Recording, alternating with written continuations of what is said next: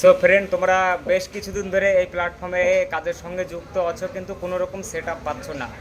Bonus, add on reels, star আর subscription পাচ্ছ না। অনেক দিন ধরে কাজ করছো প্রতিনিয়ত কন্টিনিউ একভাবে। তোমরা ফেসবুক টিমের কাছে কিন্তু একটা এর জন্য আবেদন করতে পারো বা রিপোর্ট করতে পারো। কোথা থেকে কীভাবে করবে আমি তোমাদের দেখিয়ে দিচ্ছি স্টেপ বাই স্টেপ।